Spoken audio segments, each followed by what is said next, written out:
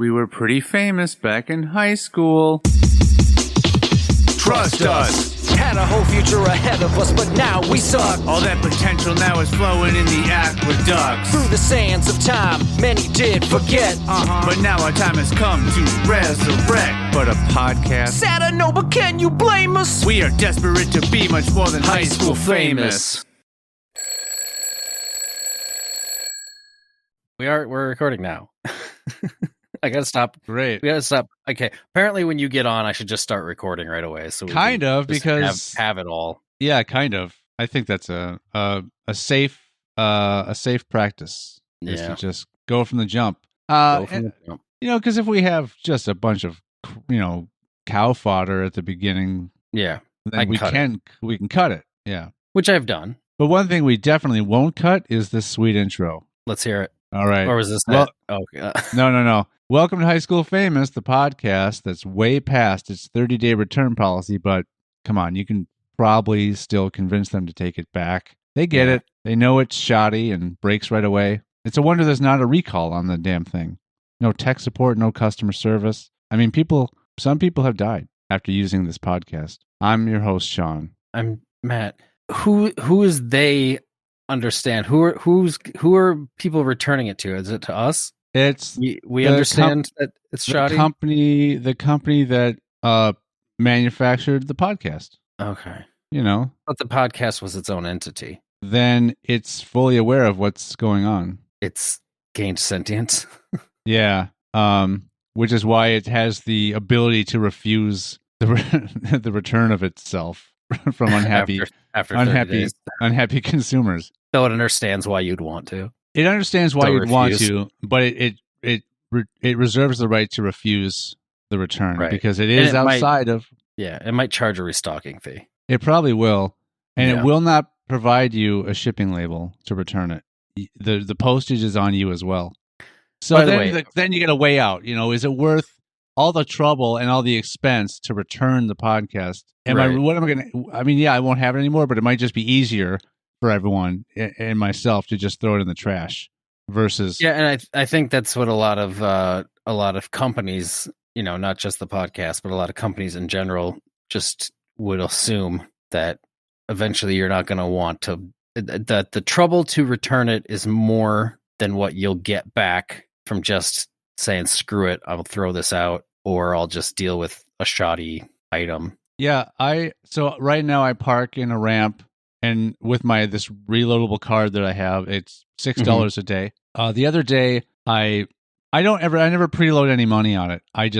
It's always zero on it. I scan the card when I'm leaving, and then I have to pay the $6 at that time. I could load a bunch of money on it at once if I want and just exit. Yeah, but I just choose to pay as I leave, and I put my card in, and it said approved, and I drove forward, and the arm didn't come up. So I had to go back, and I pressed the button. Anyway, I called them. I said it didn't work. They said, "Oh, this looks like it probably didn't go through, so you have to do it again." So I did it again. I left, but then I saw there were 2 charges on my card for $6 for parking. And then you email them, and they say, "Well, unfortunately, we can't issue refunds remotely, so you have to come in to the office to get your $6 back." And their office, I forget the exact address, but it says something like Ramp A, and I'm thinking, if I drive over there, I'll have to pay to park in that ramp to get my $6 back from the other ramp. And who knows how much it's going to cost to pay or how much it's going to cost to park in this ramp.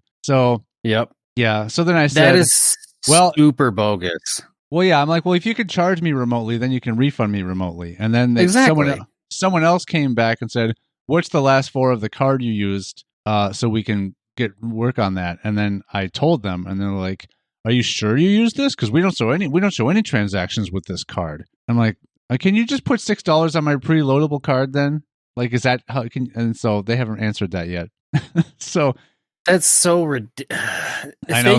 If they can take money from you electronically, they can refund money electronically. They just are doing that because they know people aren't going to want to go and deal with it. So they just get free money out of people. It's it's basically theft. It is, and it's not the first time it's happened to me where I've had to pay twice to leave, and then there's this whole hassle that's happened.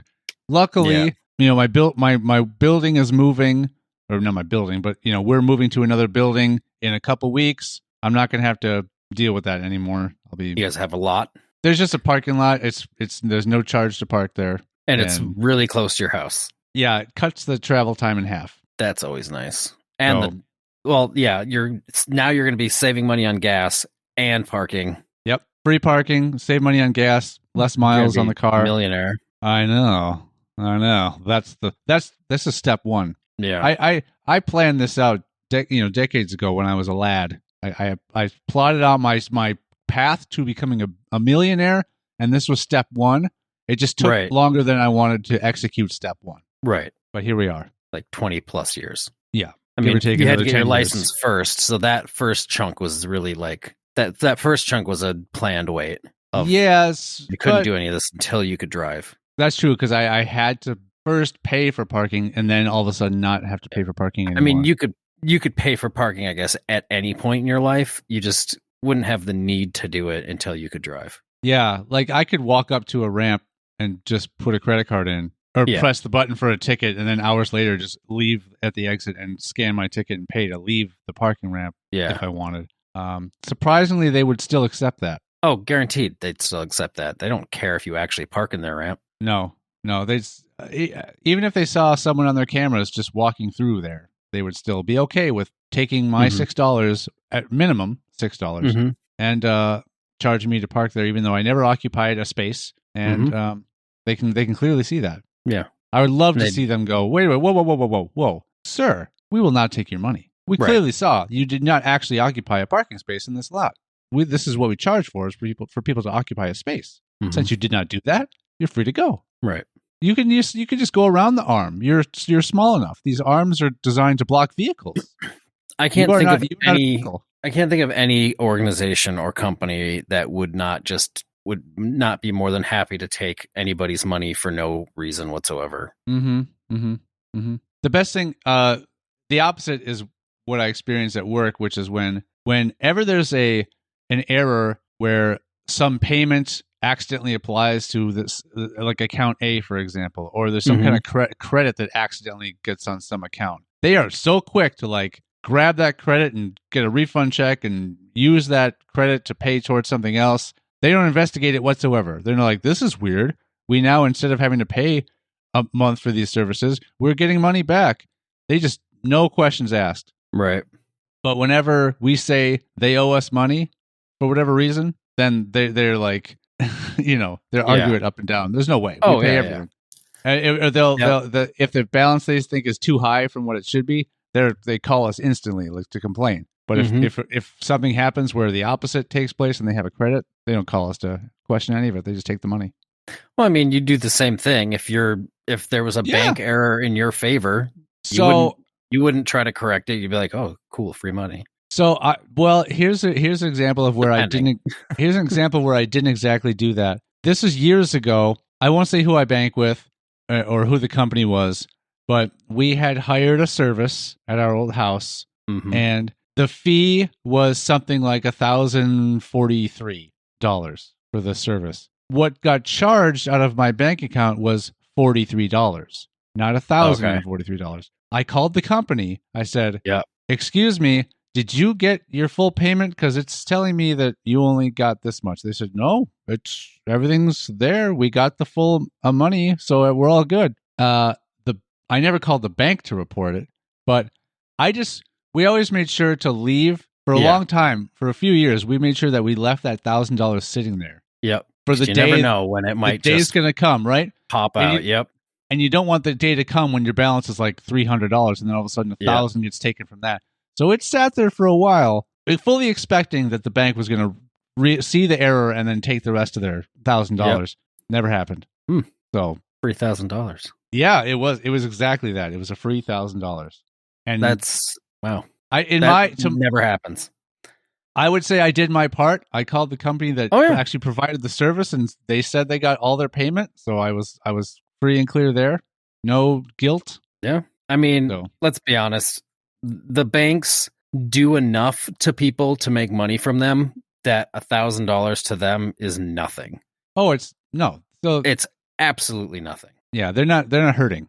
For the fact that my bank charges me money at an ATM if it's not their ATM. Oh, exactly. So I get an ATM service fee and a bank service fee for taking out my own money. Yes. I have experience. Fuck my bank for that. And that's why I never take money out of ATMs unless it's absolutely necessary. Like if I need cash, I will go to a store that will allow you to take cash out, because 9 times out of 10, you don't get charged anything for that. And if you do, it's a very small amount. Like they'll be like, oh, 50 cents for taking out some cash. Then it's like, okay, 50 cents. I don't care, because I'll get charged $3 minimum at an ATM. But if you go to an ATM that belongs to your bank, that doesn't happen, right? You're not. I believe you still get a service fee, an ATM service fee. All I know is if you use an ATM that is not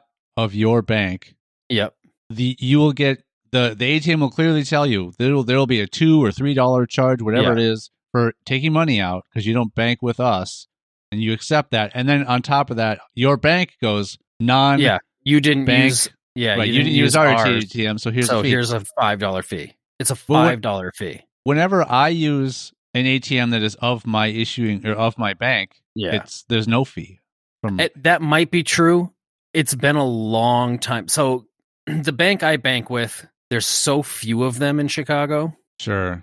Like it's hard literally to find. The closest one, like I think there's one ATM downtown, which I'm not going to go downtown to take out cash. And then the closest actual bank to me is about, I don't even know how many miles away it is, like 12 miles away. Oh, that's not convenient. Something like that. It's at least a 30-minute drive from my place. Yeah, that's if you just need like $15, that's not. Yeah, like I occasionally, like I can swing by it if I absolutely have to. When I go, there's a customer I visit once a week, and it's sort of on the way, but it's a bit off the beaten path. But it's like 10 minutes off the beaten path when I'm heading up that way, so it's not like super bad. So if I absolutely like needed to go to the bank for some reason, which I've done it occasionally, where it's like, oh, okay, I really need to stop at the bank, so I'll just swing over there quick, do a bank thing, and then head to my customer. But it's been with online banking the way it is now, and being able to deposit checks through online banking and all that kind of stuff, I've had zero need to actually step into a bank for so long that it's just like it doesn't matter to me that I really don't have good easy access to a bank.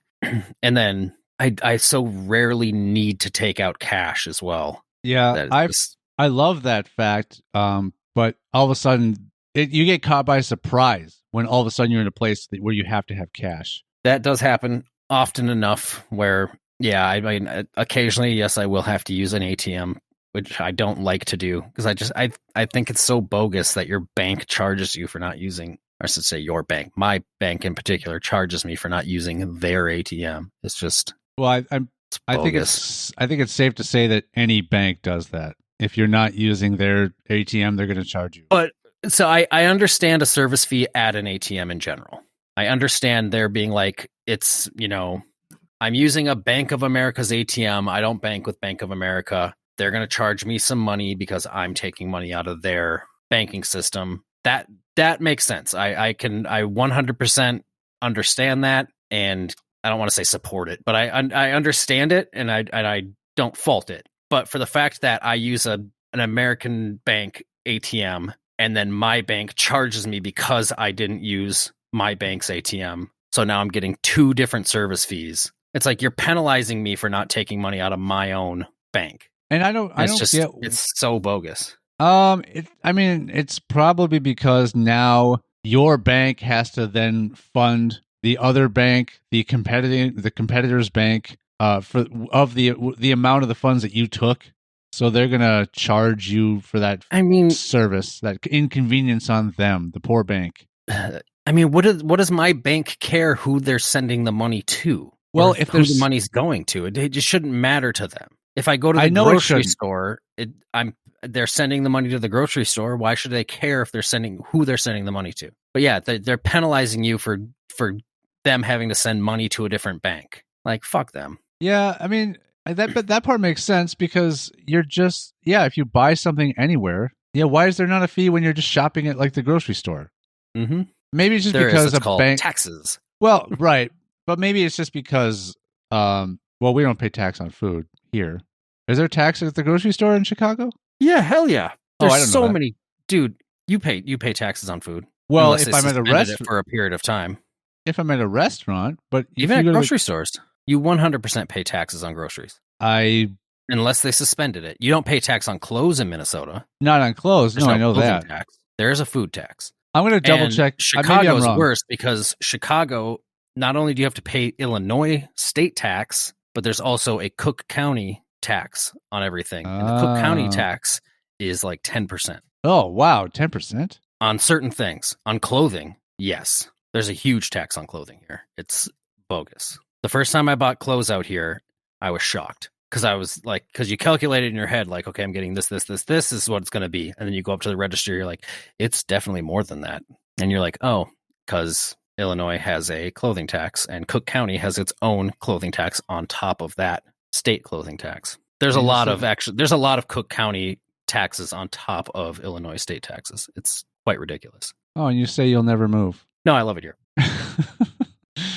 I mean, to be honest, like, for me, really, with buying shit, I tend to just, unless I'm buying something like massive, I just stopped caring about prices of things and worrying about what taxes are and stuff like that, because it just gets to the point where it's almost too depressing. Like, I stopped looking at gas prices once it was over like $1.50. I stopped caring. I'm like, I'm not going to try to like figure out what's the cheapest gas station or sit and think about and worry about what gas prices are, because it's like, I need the gas. Why should I worry about complaining and bitching about it all the damn time? It's not going to change and I have to have it. Yeah, I know. What's that saying? You wish that you're granted the strength to accept the things you can't change, and whatever that saying is. Yeah, you're right. I get worked up sometimes about gas prices, but it probably would be better if I just let it go, because there really is, there's nothing. It's like part of you wants to just get a tiny bit of gas to hold out to see if maybe it'll drop the next day, and it never does. Then you screw yourself and it's up the next day and you're like, fuck. Yeah. I remember a long time ago when we both worked in Rogers, and I remember driving home after work and gas was a certain price. I think it was like $1.57 or something. Yeah. And I'm like, man, but I was on, I know. Tell me about it. It's more than double now here anyway. I'm sure Chicago's worse, but it's over $4 something here. I'm not going to ask you because you don't pay attention. But anyway, I was like, I was on E, but I'm like, I'm pretty sure I can make it home. I'll wait till tomorrow. It's got to go down. And then the next day it was almost 20 cents more. I'm so pissed off. So that's a big jump. Yeah. But a lot of times I think about it too. I'm just like, oh, well, this gas station is 5 cents cheaper than that gas station. But then I'm like, what am I going to save? 50 cents? Yeah. Like, why do I care so much about going to that gas station versus that gas station when I'm literally going to save less than $1 on this fill up? I'm like, over a year, maybe I saved $30. And that's only if the price difference remained for that year, which it's not going to. And no, it's going to go up and down all over the place. The fact that whenever I find a gas station that's cheaper than other gas stations in the area, I'm surprised, because I know that they all keep track of each other. Yeah, and they're like, even when the prices are raising, like, oh, so and so, they went up to $3.49. And so they will change theirs to $3.49 to match it. They won't keep it like at $3.35 to be competitive. They just match whatever price the other surrounding gas stations do. Yeah, there is.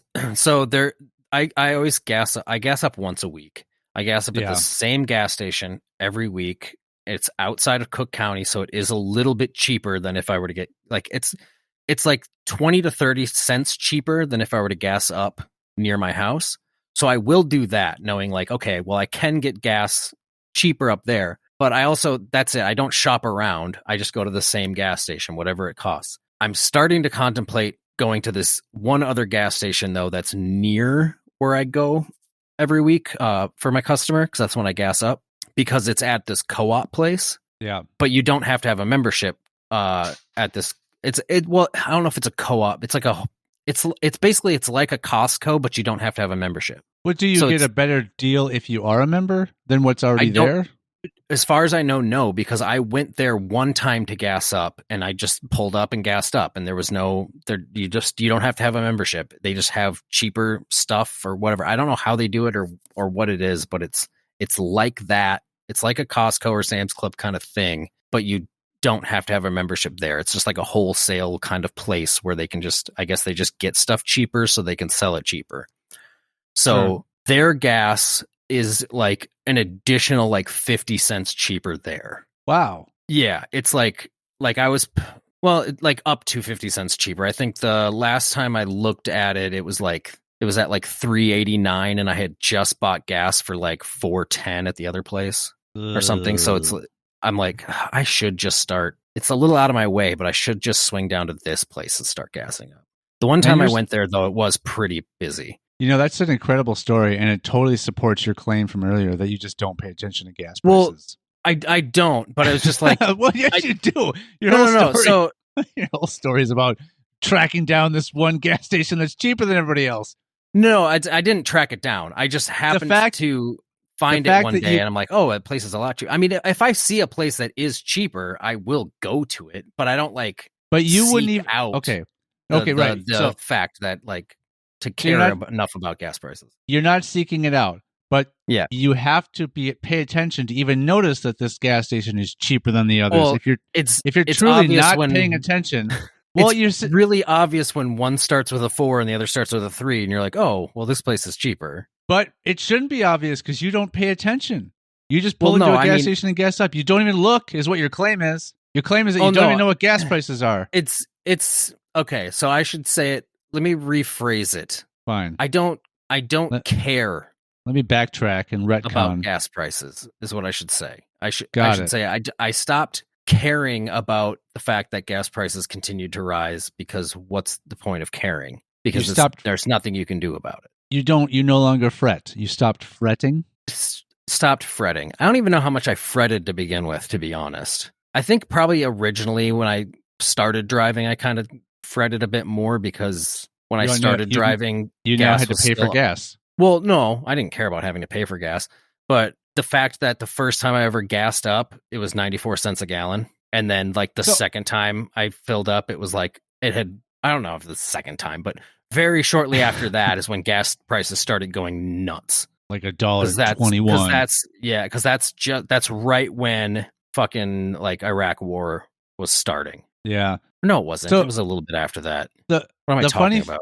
I don't know. The funny thing is, based on the prices then and the prices now is when you should be more concerned about it versus then when filling up could be under $20. You would have... but I also was 16 and making like $7 an hour.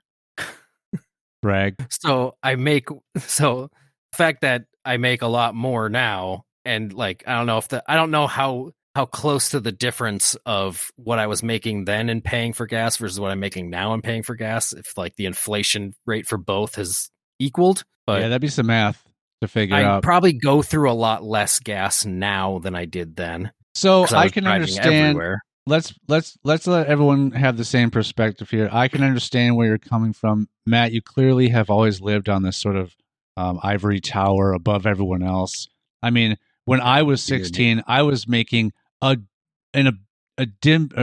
measly $6 an hour compared to your lavish $7. I threw out $7, not really remembering what I actually made per hour at that time. So of course, gas prices are just of no concern to you. You know what's also funny? You're saying I lived on my ivory tower at that much at that age. Kids now would not be able to fathom making that little amount of money at that age. Well, no, I mean, it's not livable. I mean, inflation's very different.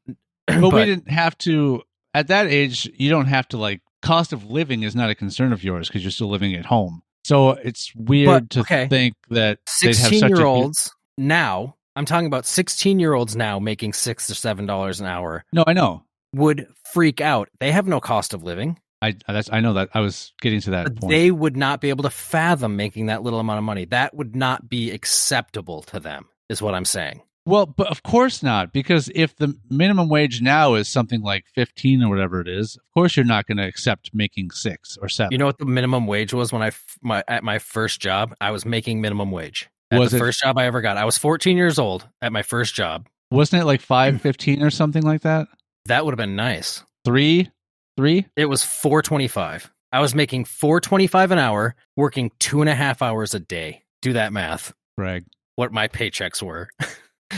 Like, and that nothing. was in, like, what could I buy? I mean, I was 14, so well, any at amount 14, of money was like, yeah.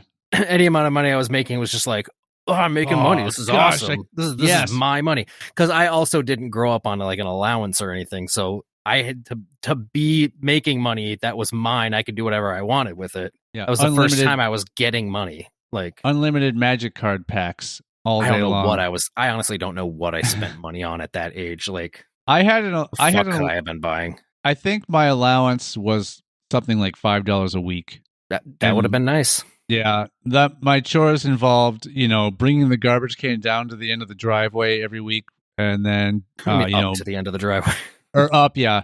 But doing dishes. We didn't have a dishwasher, so you had to hand wash and hand dry all the dishes. Yeah, I had to do dishes. And I'm not saying you didn't. I'm just listing off what my chores were.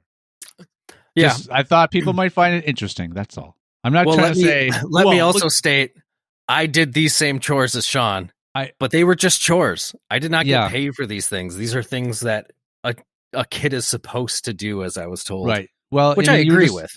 You were just given anything you asked for, Ivory Tower. But anyway, I'm just saying. I'm not saying. Look what I had to go through for those $5. It's unimaginable. I'm just saying. Hey, this is what I had. This is my chore list. That's I mean, to be fair, you also basically lived in a basement. So I mean, you kind of earned it. I 100% lived in a basement. There's no basically about it. It's crazy how like your origins just led right into your like.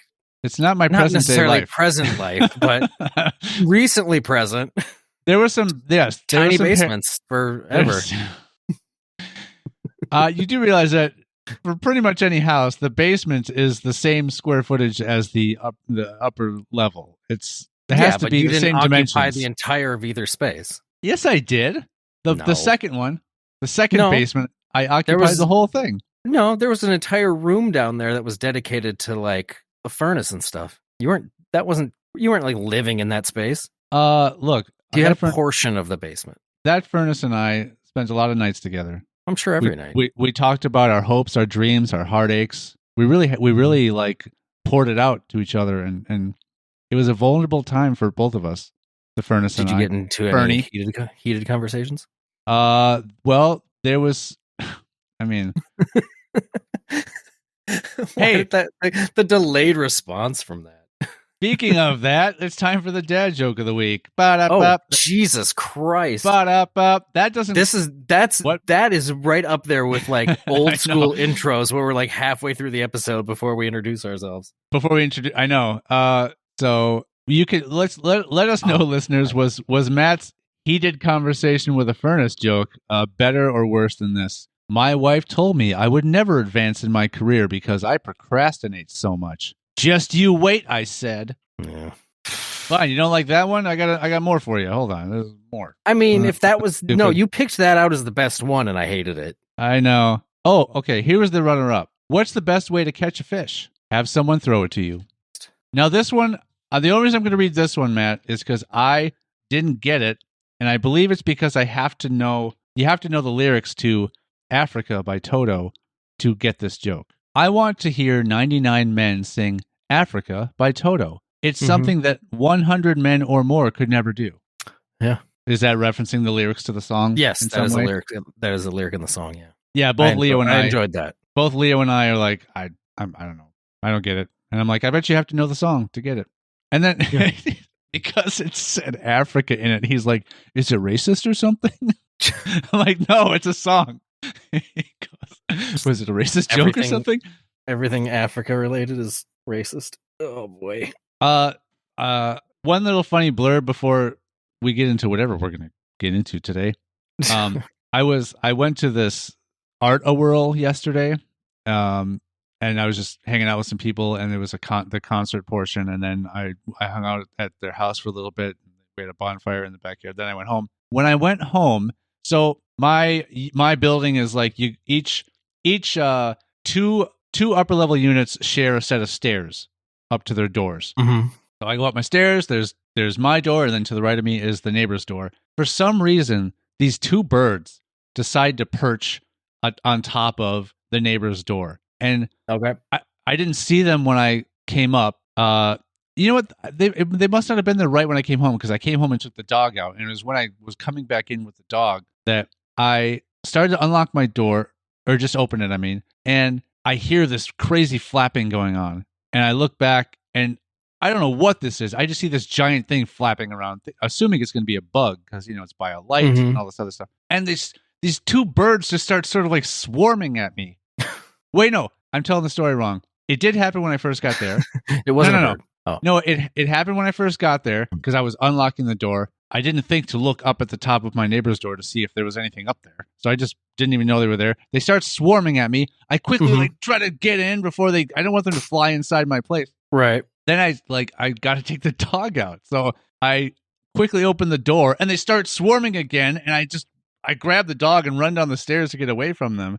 And I know that once the dog's done going to the bathroom, I do this all over again. And I start creeping up the stairs, and I can see them. They're both perched, and they're both like looking at me. And I take a couple steps, and I take a couple more steps, and they're not moving. And then I quickly grab the dog and rush to the door, and then they start swarming around at me again.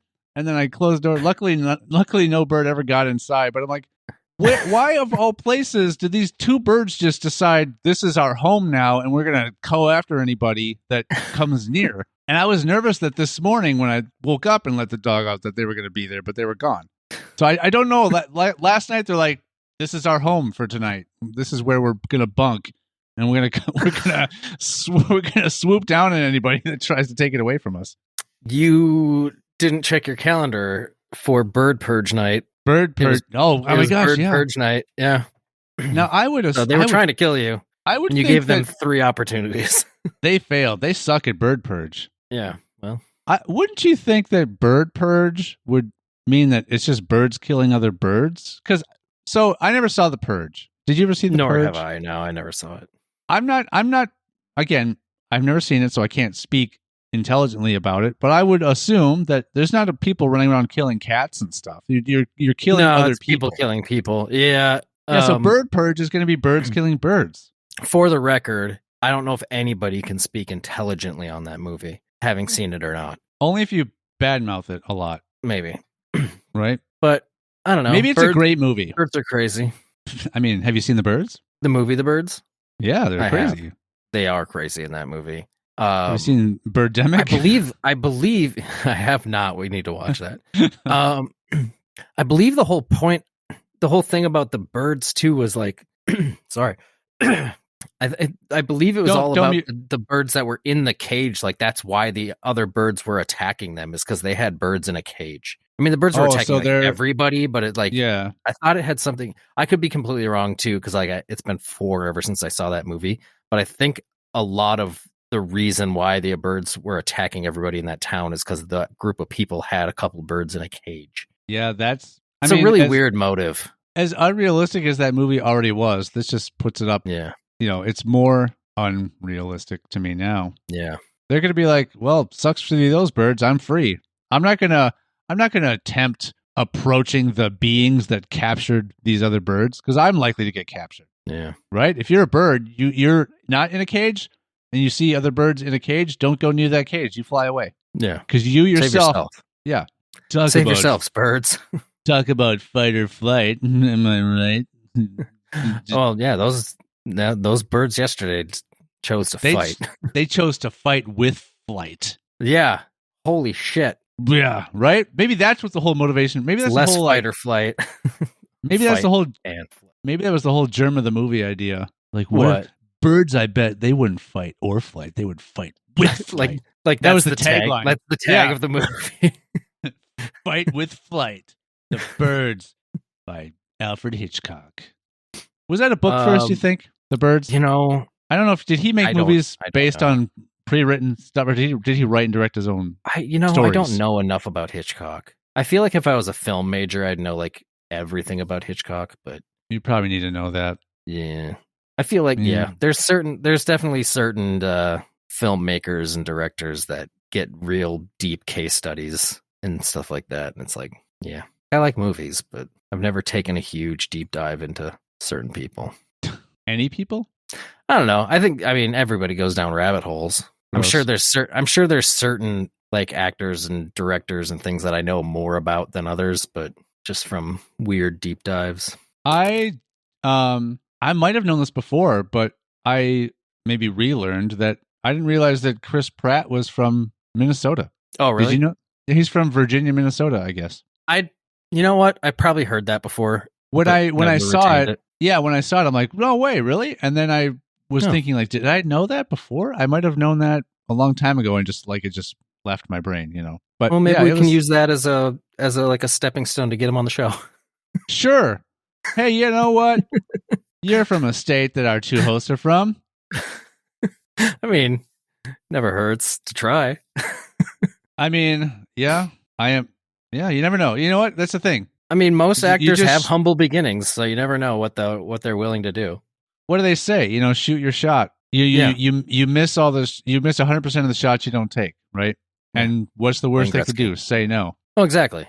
I think even it's like when I asked Haywood Banks to be on the show. Yeah. That's not by any means a big, huge name, but I was like, why not try? That'd be pretty cool if he came on the show. And the worst you got was no response whatsoever. No response whatsoever, which means, it could be a little bit of a Schrodinger's thing. It's like, well, it's Facebook Messenger. You can see that he saw it. You can. He did read it. His little icon is next to it, so he opened it. He read it and ignored it. That's worse. So, I could be a pessimist and think, yeah, he just has no interest, or I could be a little more optimistic. He's just too busy. He's still pondering. He's still mulling it over. Thinking about it. No. He's mulling it over. Not that he's too busy, because that's also like a no. He's thinking about it. He's waiting send for him us. Another message. Just, hey, I didn't. Still waiting on that response, buddy. I want to give you all the time you need to consider this. But we are almost done. So if you're going to be on, you better get on soon. Yeah. We're about to go through some risky body fusing procedure, and we don't know if we're going to come out okay. I forgot about that shit. So, well, I mean, get the day off of work, because there's a recovery period. Let me tell you. Yeah. What I've heard, I have not obviously undergone the procedure yet, as I'm just a single body with one consciousness, right? Controlling all my limbs and extremities. Do you have anything for us today? Well, no, I was going to say, because even AON had told us just like early on, they're just like flooded out there. Just ask anybody and everybody, because you never know who's going to say yes to being on your show. So I know we've got a few guest options in the nearest future, which are people we wouldn't have expected to get on. Yeah, and so a few weeks ago. On our show. Yeah, so things are. Yeah, that's another lesson, everyone. Like, you might have that apprehension or that reservation about reaching out, but just go for it. And when something else comes your way, don't be afraid to say yes, because you never know what can develop from that. Well, it's that same thing of like, like what's the worst? Like you said earlier, what's the worst that can happen? They'll say no. It's that same kind of concept of like when you're a kid and you're like, you really like somebody, but you're afraid to ask them out because you think they'll say no. And it's just like, well, that's literally the worst thing that could happen. They'll say no, and then absolutely nothing changes. But as a kid, obviously, that's more of a devastating thought of like, oh, they're going to know that I like them. And it's that, there's this feeling of humiliation that comes with it when you're at that age. But I've developed such a callous to rejection that I have no issue with receiving it anymore. So yeah, I'm kind of the same way. Me. It doesn't I just faze don't me. care. You say no, fine, no, whatever. I'm like, yeah. And on the off chance you do say yes, I just happen to finish early unexpectedly, and then it doesn't end up going down anyway. Yeah, then the awkward comes out later. It comes out at the same time. You've gotten so used to like not caring that people are just going to say no that you don't like. It's the opposite effect. When they say yes, then you get all flustered and worried. I get humiliated and I run. Yeah, you're like, oh, I wasn't expecting this. They're going to tell their friends, and I'm going to be the laughing stock of Cook County. Yeah, Matt, will you go out with me? I mean, I'm not super into the idea of a long distance relationship. Oh, you like things to be really short, tiny? Short distance. Oh, like, yeah. That's what short is measured with. Yeah. Distance is... Well, short is... Time too, short I is guess. many different... Yeah, it's got many time different and iterations. distance. It could be time or distance. Or height. Height is distance. Yeah. Mm-hmm. Could also be temperament. Not physically, but that's also like a distance. It's like your fuse, you know. It's short-tempered. How quickly will they lose it? It's a measurement of time. Okay, fine. And also an short imaginary can only be distance or time. That's what I've always told every woman I've been with. And they're like, in your case, it's both, buddy. It's both distance and time. What is that? Oh, I see. You're both short distance and time. Yeah. Yes, I see. Small penis, quick release. That's what they say. Great. Whereas for you, it's just, wow, look how wide that is. Yeah, I mean, width is also a distance. It is. Mm-hmm. And as far as time, never finish. You're generous in that way. Continuously unsatisfied. I thought you were gonna, neither of us finish. I thought you were gonna like apply time to width somehow. Oh yeah. Yeah, I didn't expect where it went. I don't know how to do that. That's your problem. That will solve everything. You figure out how to apply time to width, and you're set. All right. That's your mission. That's your time by width. That's your next purge. That's my next bird purge. So we have some options to talk about. Yeah. Do you want? I mean, we went over some manipulation tactics a few weeks ago. We could talk about those, or I could read you a synopsis for a nonsensical film. Let's go with manipulation. I'm not even going to give you the choice. There's still a shit ton of these left. I don't want to, nurture your reliance on ChatGPT for content. I didn't even mention that I'm trying to review too, Sean. Well, we all know. Leave it off. It's not. I don't have a reliance on it. I just like to see what it comes up with shit. It's fascinating to me. But fine. But let's go with your version where you're trying to play this off as your own creation, and we'll see what people think of it at all. I just literally said it was a nonsensical film synopsis. I didn't state I wrote it, or I didn't state anybody wrote it. Anyways, we'll do that another time. But then why try to cover up that it was ChatGPT? Oh, I wasn't even covering it up. I literally just mentioned or this, and then you're like, blah, blah, blah, ChatGPT. No. But when I mentioned it, you're like, oh, don't say it's ChatGPT. Oh, I don't know. For the lulz, I don't know. To say no, but it's like you're trying to play it off as though it was created by something or someone else other than AI. You know what I mean? Well, no, I was just gonna, I don't know. I would have eventually mentioned it, but we're gonna do that another time, anyways. Yeah. So I'll just cut all this out. You guys will have to keep edging for that one. Yeah, time. So, as we did before a few episodes ago, we were talking about some manipulation tactics that you can use to gain the upper hand in like any sort of situation or relationship. I'll tell you, right off the bat. Huh? I want to state right off the bat, I don't condone most of these. And I was going to say, my life has changed so profoundly after putting these into practice. Yeah, but for the good or for the bad? It's profound. That didn't answer my question. It has made such an impact on me. A physical impact? So it's an imprint. It's like an impression. It's like you can see it when you look at the part of my skin that it has affected. Right. Very visible. All right. Well, shut up. Should I stop derailing you? Right off the bat, I think this first one is awful and stupid. If you want to be an effective liar, are you ready? This is what you do. You start by building a reputation of being honest. Yeah. The more you are known as being reliable, the easier it is to deceive and manipulate. I get. I get it, but it's like, I want to be a good liar. So I'm going to start off by being super honest.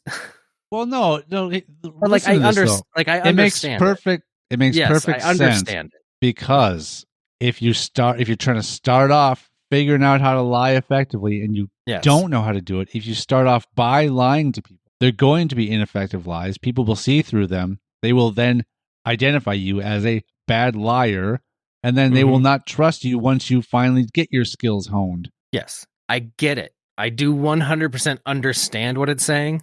I just think it's funny of just like, you want to be good at lying, just be honest. I think you're not getting it. Shut up. I get it. Shut up.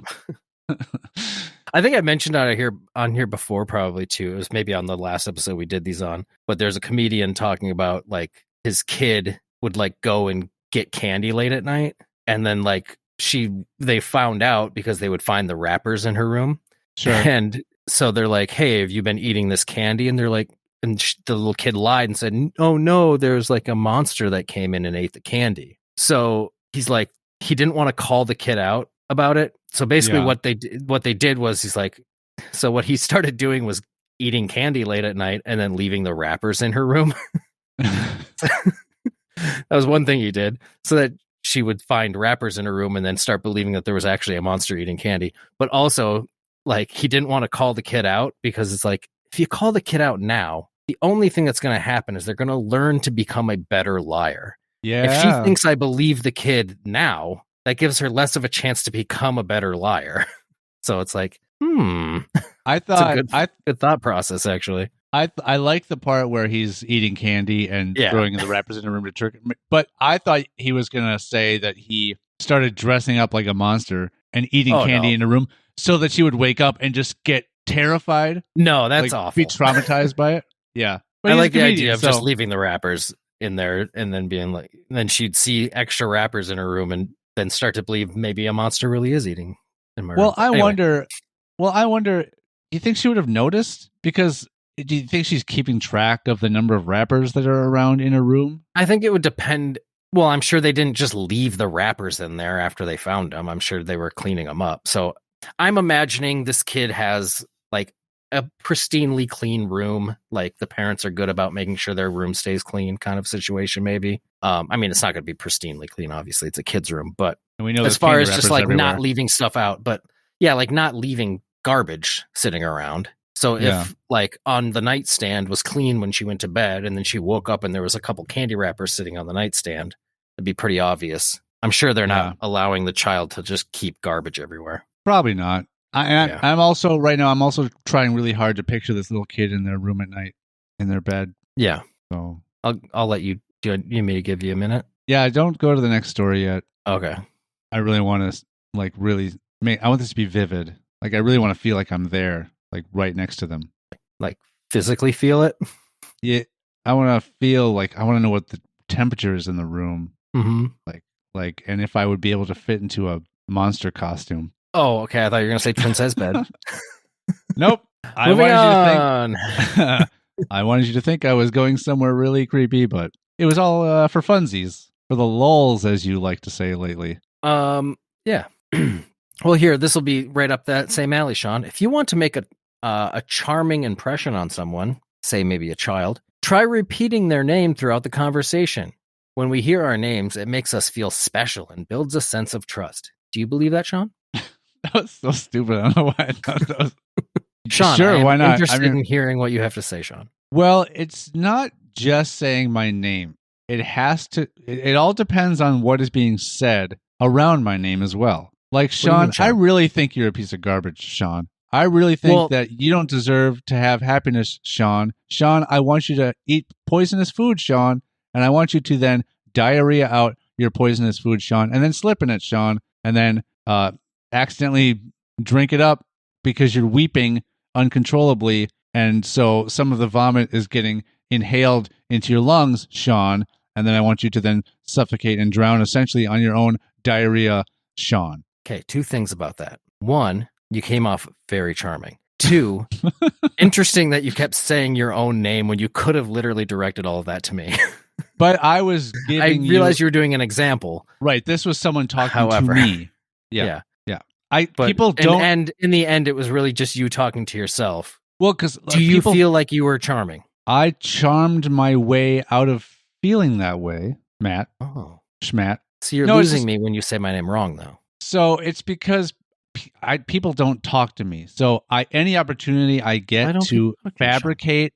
Any opportunity I get to fabricate a conversation that someone will have with me, I have to take it. Well, I think you have a lot of those opportunities. You live alone. Exactly. But why do you live alone, Sean? No, I'm just kidding. see, it's about what's being said around my name. All right. This one might be good. Why do you live in a tiny basement, Sean? That's what I was going to say. I don't live in a tiny basement, everyone. Not anymore. You have upgraded. Yeah, but don't, implies the present tense. My current you situation. Literally, now you literally don't even have a basement. So I don't know what's worse. Not having a basement. Yeah. So you know what?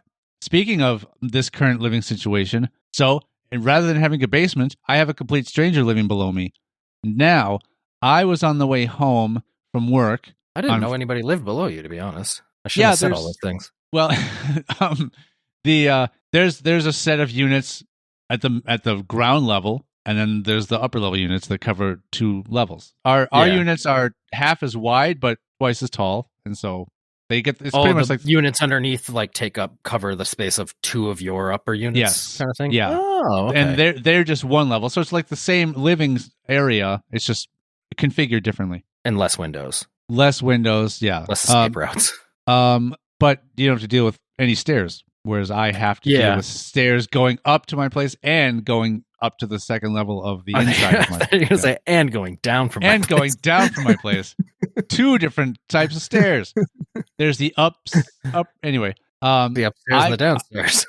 I had left work early because my son was doing some kind of presentation at school on Friday last week, and I got a call from the building, and they're like, the neighbor, can maintenance come inside your place because the neighbor is saying that there's water coming down through their ceiling from underneath you. I'm like, yeah, sure. And then I said, yeah, it sounds like there might be a shower running or something because there's just a lot of water coming through, and there's a noise, like there's lots of water being. I'm like, well, no one's home, but you can go in. And so they said, okay, well, thanks. And then I was just continuing to drive home, and I called like 10 minutes later, and for some reason, I don't know when they were going to call me, but I'm like, hey, did you happen to find it? Because I got home. Here's what happened. I got home. I took the dog out. I went back in. I looked around to see if I could find any evidence of water coming out from anywhere. Like right. I checked under my kitchen sink because sometimes that one pipe has been a little funky, and the underneath the kitchen sink has been wet. Mm-hmm. And anyway, so I looked around. I couldn't find anything. So I called them. I said, hey, I just looked around. And they said, oh, yeah, something busted with your water heater. And like the entire water heater emptied out and like went through and came down through their ceiling. Oh, shit. And the fact that I had to call and ask that made me wonder, when were they going to maybe tell me this? Yeah. Did they already fix it? No, but I said, well, when are they going to fix it? They said, well, they're trying to get a vendor out, blah, blah, blah, blah. They're trying to see when they can get someone to hook it up. So I was like, well, what do I do until then? They're like, well, just try not to, you obviously won't be able to use hot water. You can use cold water, but but luckily they fixed it that same day. But I was just odd because they found out what it was. They obviously told the people and said that we'll deal with your ceiling and stuff. But I'm just wondering when in this time frame were they going to let me know that my entire water heater is empty and I can't use any hot water. Yeah, especially considering too that they also had to come back to like fix it. Yeah, maybe they were going to wait like until you were just going to get somebody showing up like, hey, I'm here to fix the water heater, and you'd be like, what? What do you mean? Yeah. What's wrong with my water heater? I just fixed it myself. I'm wondering if they were going to wait until they had a time frame for when someone was going to be able to come to fix it. Maybe, but you think they still would have at least kept you in the loop of like, this is what happened. This is what we figured out. This is what happened. Yeah, it's weird. I mean, I'm sure they were going to tell me, but I thought that's kind of a big thing to just not include me in part of the conversation. Yeah. And there was like no damage or water on your floor? Like so the water heater is in this closet tucked under the stairs. So when I could feel a little bit of dampness in the carpet surrounding that closet door. Okay. But other than that, no, there was nothing visibly noticeable. It wasn't even like the carpet was wet enough you could look at it and see that it was wet. It just felt damp to the touch. So it must something that happened probably after you left. Yeah, I wonder if it maybe happened like you had showered that morning. I did maybe shower something that. happened then, and It it could just have been. hadn't leaked enough at that point that you noticed it before you left. Yeah, because I did shower that morning. My son had showered the night before, so who knows? I mean, I don't think it would have. I think if it had happened overnight, I wouldn't have had any hot water. You wouldn't the have next had any morning. hot water. It must have. It must have happened like right after, like when you showered. It finally probably went for whatever reason. Yeah. I think maybe the birds swooped in and did something to the water heater. Probably they pierced a hole. They punctured a hole in the side of it or something. Mm-hmm. They somehow got in. Yeah, they bird purged in there. So what's the next tactic for manipulation? If you feel nervous, this is weird. This isn't like even manipulation against somebody, so it's really weird. But if you feel nervous before an event or action, instead of biting your nails or fidgeting, try chewing gum beforehand. Our brains are wired to believe that we are safe whenever we're eating. I mean, yeah. Well, really? Apparently, according to this list, I don't know how like scientifically accurate that is. You know what? I would think the opposite, because I would think if you're more vulnerable in just hunter-gatherer days. Yep. You're like, I've got this food. I got to keep my eye out to make sure no one else comes after me to try to take my food from me. Right? Yeah, that's like, it's like the opposite. Like if you're a deer eating grass somewhere, that's kind of where you're most vulnerable. Yeah. Of like your head's down, something could attack you at any moment. But even set that aside, grass is, for a deer, grass, they could just go anywhere and find some grass. There's not like animals out killing each other over grass. But if you're something that like you just took down, a badger and you're like eating up a badger, there are gonna be some other animals. They're gonna smell that badger meat and go, I'm gonna try and take some of that from here because I'm hungry too, and I didn't happen to kill a badger. So you're gonna be in a position where there are other predators that could come after you for your catch. Possibly. And we as humans, we hunted animals. We didn't just graze on grass. So we would have been in that position where we're like, we got to, have one eye at least scoping the scene to make sure no other animal is approaching to take this meat from me. Yeah, but also as humans, we weren't really hunted. I think most things still feared humans enough to not go near them. Well, it's weird. I think scavengers are more likely to be the ones that kind of want to come after your prey if you get it, but they're scavengers. They're not going to come at it. They're going to come at it once you've left. Yeah, I guess I don't know. I know there had to have been a point before humans developed certain tools and whatnot that would have made them some sort of formidable force that other animals feared, because physically we can be taken down by a lot of things. There are so many animals that have a physical advantage over us that I would think there was a point in human history where there were animals that would not have thought twice about approaching one of us to either try to take us out or take something from us that we were eating. True. And I love to trick animals by chewing gum. I love to make them think I got something that they want, because they can try to attack me. It's a weird challenge thing I have. I can't get over it. I just know I feel something. The only irony in this statement is if you choke on your food, because your brain's wired to think like, oh, I'm safe right now. Yeah. And then you choke on something and die. If you're carrying something heavy, oh, what? I was going to say, it's like rain on your wedding day. No, it's not. No. If you're carrying something? If you're carrying something heavy and you want to share the load with someone, just keep talking while you're handing them the bag. The majority of people will automatically take the bag from you without thinking about it. What if it's not in a bag? Yeah. What if I'm carrying a box? It's like that's like if you're carrying, it's like you want to share the load. You're carrying something heavy and you want to share the load implies that you're asking somebody to help you carry something that you're carrying. Yeah, you're not sharing the load anymore. Not just carry it for you. Yeah, if you just hand the entire load over, you're no longer sharing it.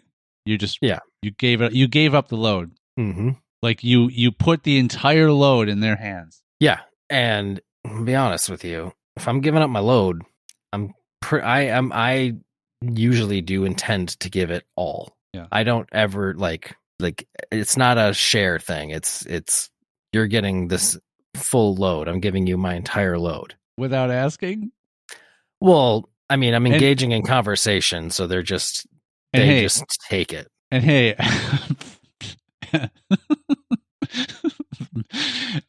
ask anyone. You can ask anyone around here. Anybody I've given a load to. No, I was going to talk about me now. Oh. Yeah, ask anyone. When I give up my load, it's fast. You don't see it coming. Yep. It's quick. time and distance. It is quick, short, and fast. Sean has to be close. Close. It has to be real close. Distance like is not nearly, my friend. Yeah, like Distance nearly touching. It's that's that's my preferred way. I want to be nearly touching. Yeah, touching scares not me. Actually touching. No, that's icky. But, yeah, I mean, let's be honest. How you get cooties. We can't ever actually physically touch each other because the sense of physical touch is actually the atoms trying to push away from each other. Right. So you're not ever actually physically touching anything. I mean, if that's what touching is, then you still are. It's just. I mean, yeah, the sense of touching exists, but actually physically touching does not exist. Right. We just have a misconception about what touching is. So what you perceive to be what touching is, you're not doing. But what touching actually is in reality, you are doing that. You are touching this thing. Yeah. My load. That's what you were touching. Or it's more so touching you.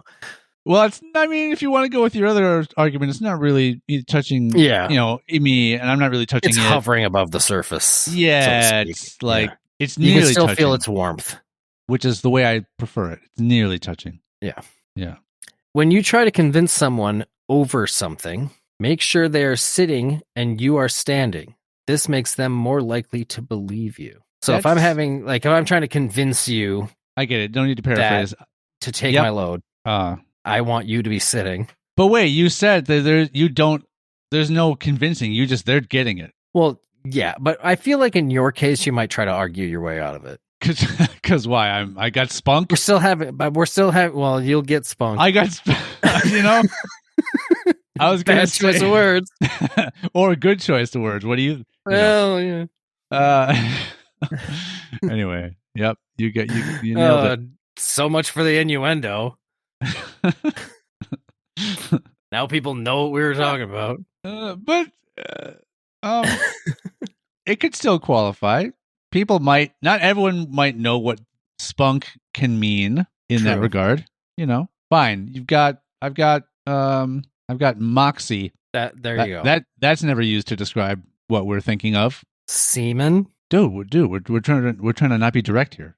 Sorry, pee-pee yogurt. I've never heard that before. I think I just made it up.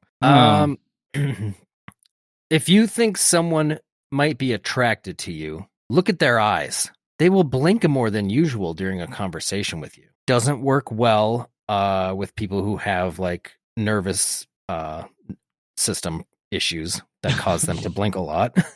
Can be very confusing. Also just kind of creepy. Well, is this like... I guess it's not look into their eyes, but it's just like look at their... So just like kind of watch their eyes. Well, is this trying to say... Because there's the whole like bat your eyes at them to be flirtatious. Is that what they're suggesting that they're doing? Or is it like weird involuntary reaction? I think that's what they're saying more so. It's like an involuntary thing that somebody will just blink a lot more at you when you look at their eyes. I'm watching your eyes now just to make sure. Maybe if you're trying to like, I don't want them to think I'm looking at them too much, so I'll blink more. Yeah. I guess that could be a way I would see that being a reason you'd blink more. Yeah. What if they just have really dry eyes? And then you're going to misconstrue that as them being attracted to you. Then you're going to shoot your shot. You're going to get turned down. Yeah. You're going to cover them with spunk. Just like a warm blanket. Or like a doily. A doily of ejaculate.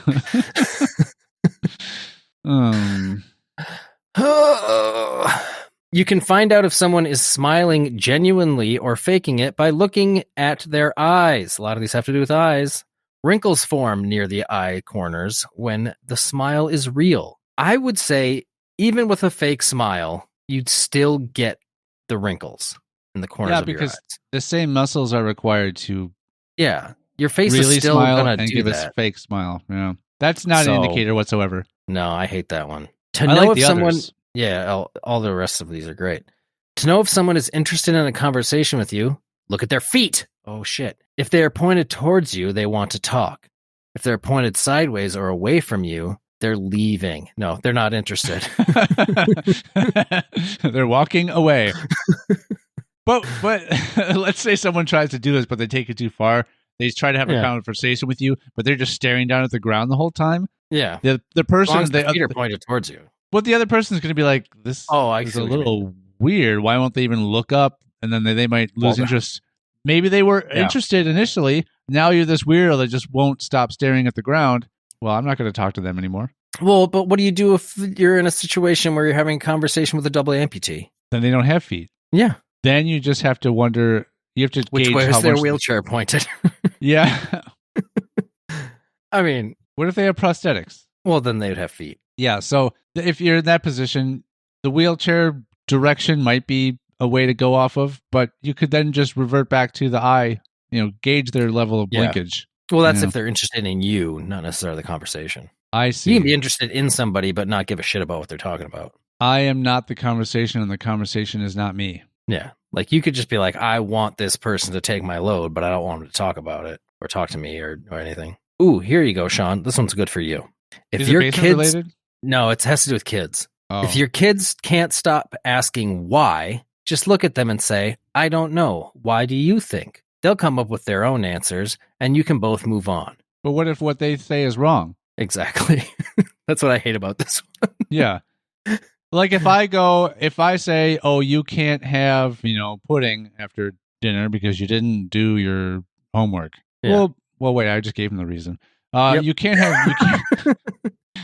Well, why? Give me a question. I'll be the kid. Hi, how are you? Why?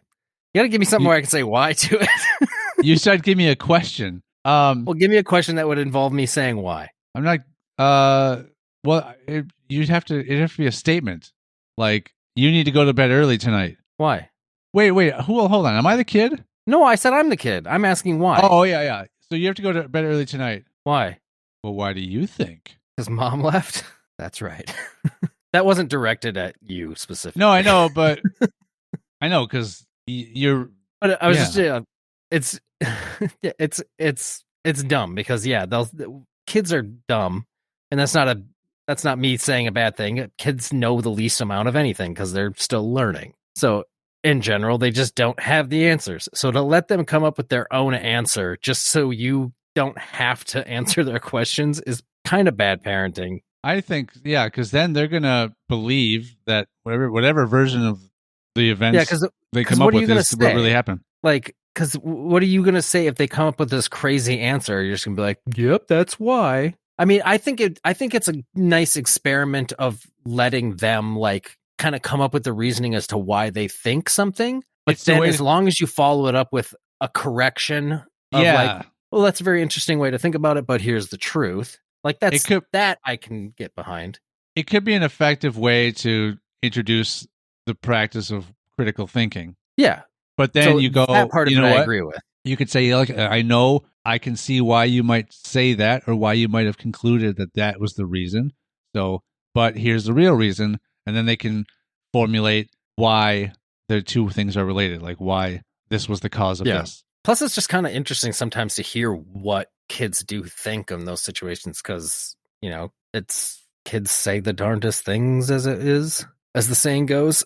So they do come up with these crazy rationalizations of why things occur and stuff like that. But yeah, if you use it as like a learning tool, I can get behind that statement.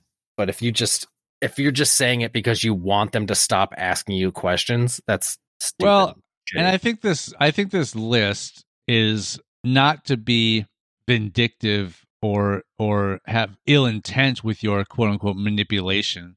This could be an example of where some of them are. They can be, but But I think this example is more like it could be a learning tool or a way to teach. It's the way I want to look at it. Yeah, I want to look at it and I want to blink a lot. I think it was like, God, I feel like I'd mentioned shit like this. Like I may have mentioned this before too, but there was a thing that Neil deGrasse Tyson was talking about, like of like not stopping your kids from like experimenting. Like if your kid's about to like knock a glass on the ground, it's like, just let them do it. It's like, that's how they learn, like what that's going to do. If you stop them from doing it, then they're not experimenting with their environment around them. And they're not going to learn that, oh, if I do that, the glass breaks. I literally feel like I have mentioned this on here before, but I don't, maybe not, but spoken like a true person with money. Yeah, I just let them break it. You can always buy another one. But like I get the principle behind it of like, don't stop your kids from experimenting with the environment around them, because that's how they're Right. going to learn from their environment. I mean, breaking a glass is kind of an extreme, because I think you can like talk to your kid about the implications of them doing that would end up being, without them having to actually do it. Well, I mean, it's a tough thing to suggest, because I get the intent behind it, or I get the message.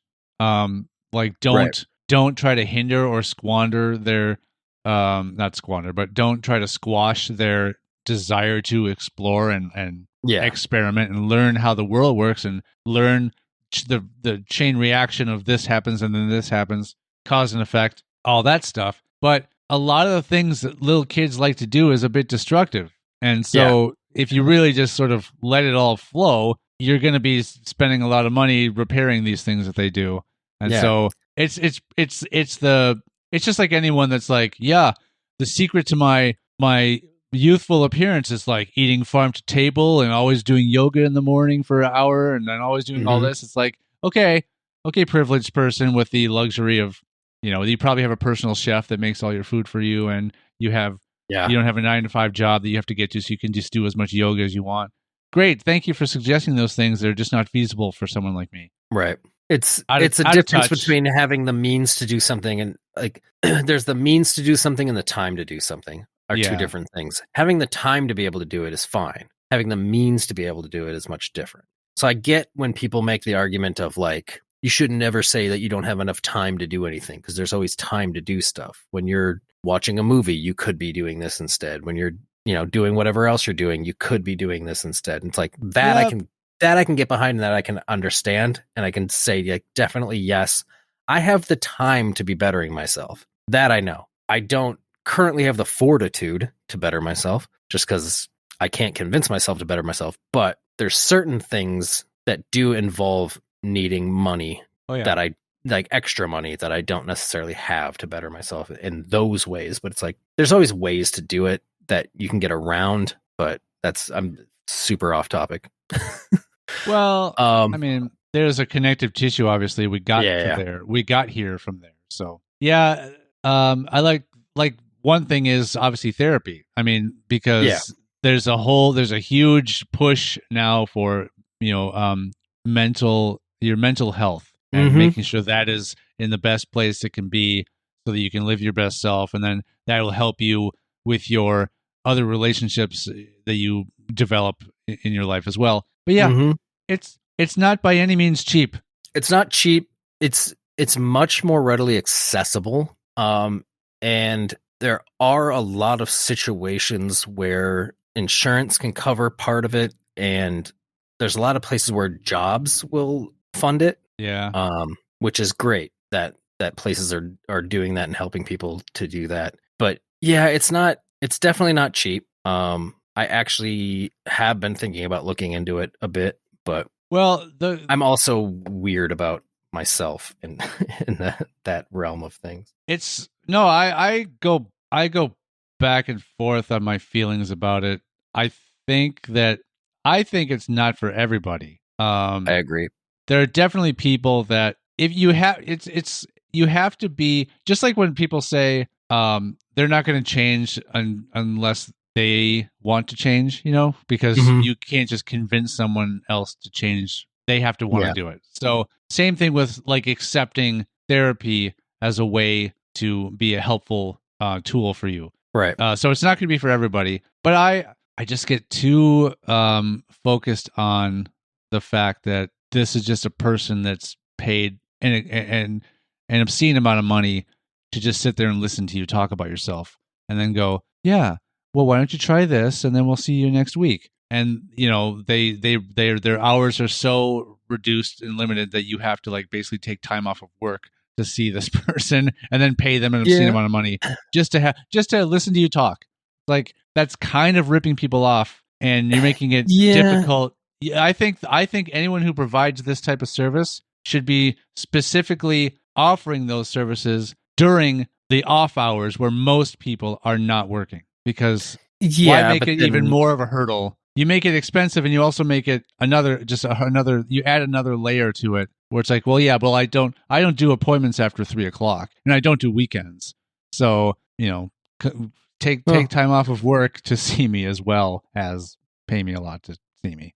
Yeah, I mean, I can understand that, but at the same time, do you want to work second shift therapy? No, who but wants to work those hours? I mean, there's plenty of therapists that do work late hours, but it's like, I think the ones that can afford to work the hours where they don't have to work after 3 p.m. probably are way more expensive and have a much different kind of clientele, right? That don't have day jobs. Yeah. But also, I mean, I think the biggest part of it is you are just talking to yourself, but they are trained to give you, tips and tools of how to help improve the things you're having issues with. But also, I think the biggest part of it is just the fact of it's a non-biased person that knows nothing about you that can, kind of give you ideas about, and it's somebody you can just be 100% open and honest with, that has no realm into your personal life whatsoever, that you feel like, I can't say these certain things around these people because it'll get back to this person, that person, whatever. Right. There's It's no just like ripple a nice effect or non-biased person you can just kind of unload all your shit on, and it's not going to negatively affect you in any way, Yeah. So, and you need, I mean, you have to figure out what you want out of it, because if you go there for these other wrong reasons, it's not, you might get that fulfilled, but I think it could ultimately not be helpful to you in the long run. mm-hmm. So, but yeah, go to it for the right reason. Yeah. Be open to that being a way, something you can use to better you in your situation. Otherwise, there's no point. Because my biggest conflict with it, as to why I continuously kind of go back and forth on the idea, is I can't get my head to wrap around the idea of the fact that I can't like fix myself. If you know what I mean? Like, yeah. Because it's like, it's my own brain fucking with me. It's like, why can't I control my own brain? Why do I have to have somebody else tell me how to be me? So I constantly go back and forth on this. Like, I shouldn't need somebody else to tell me how I can be better for myself when I should be able to do it. It's the same reason why I don't want to be like, I don't want to like look into like anxiety medication or depression medication. Cause it's just like, I don't want to be the person that has to rely on something else to make me a normal person. Yeah. And like, so like I have that conflict, because it's like at the same time, like I have no qualms or like no beef or anything negative towards anybody who does need that to go and live their lives. And I know I could probably really benefit from doing things like that, and it would just make things a lot easier.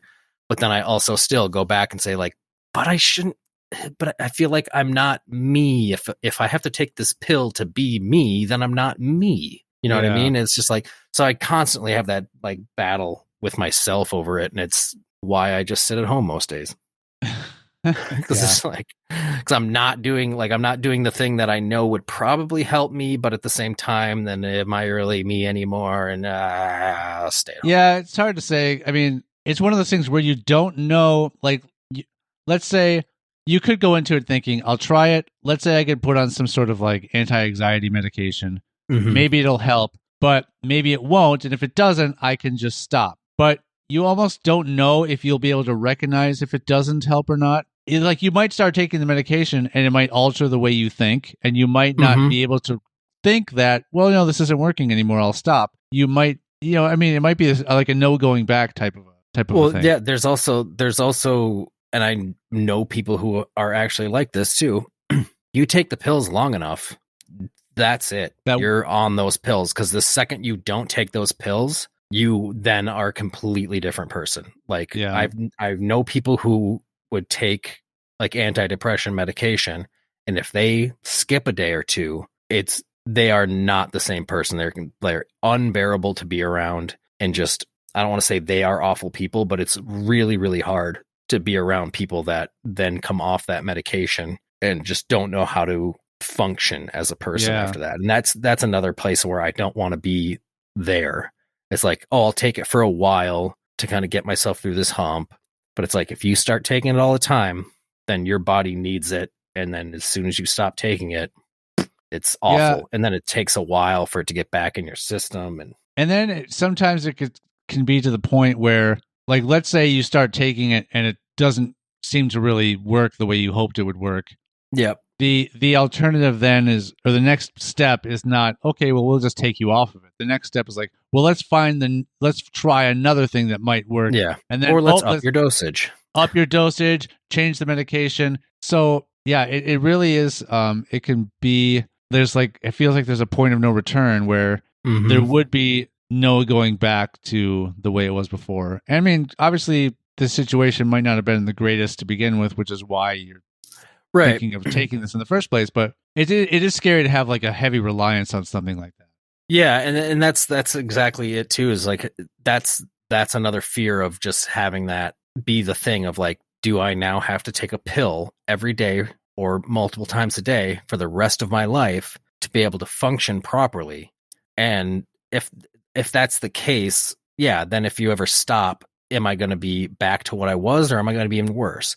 So that's kind of where I kind of ride this line of like, I want to be able to figure out how to get through the stuff that I'm going through without having to medicate myself to do it, because I don't want to get to that point where I have to take this pill the rest of my life to be a functional person. Well, I mean, it's like, then I'm that's not who I am. That's not me. Right. That's me on this pill. Well, then one of the first steps could be, let's say you go to see somebody that just to talk it through, and they'll give you advice, different ways to try to work around it. And that's probably the first avenue anyway. They're probably not going to go straight to take these pills. They're just going to go, let's see if you could work through this just organically, using these things I will offer up to you as suggestions.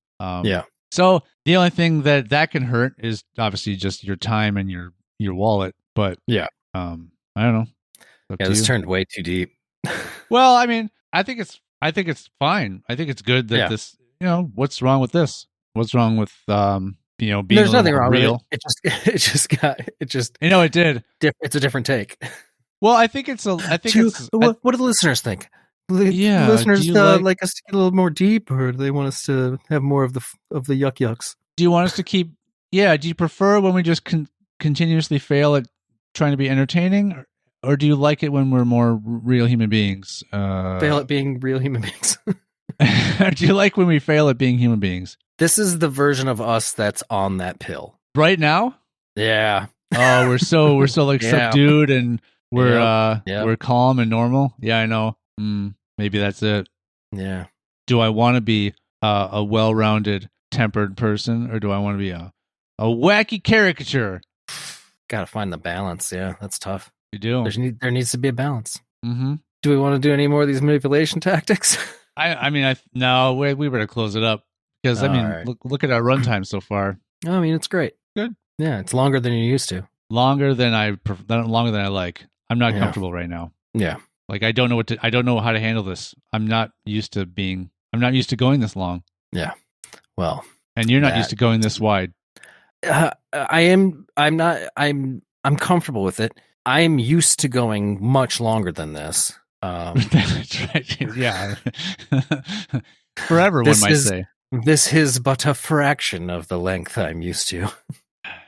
I mean, what do their eyes say when you're this far in? When you've gone this long, what do their eyes tell you? Are they interested anymore? I never look at their eyes. It's always the back of their heads. Which way are their feet pointed? Always away from me. Gotcha. Well, that should tell you something. But I got a firm grasp, so they're not getting away. Yeah. All right. Well, great. That's the true us right there. Yeah. Yeah. Tons of we're gonna let some pill take that away. No. All right. See you next Tuesday. Goodbye. Say goodbye. Oh, farewell. Auf Wiedersehen. Sayonara. Ciao. Bonsoir. Let's do it. Oh no, bonsoir. Hit them all. Wait, is bonsoir good night, or no? What is it?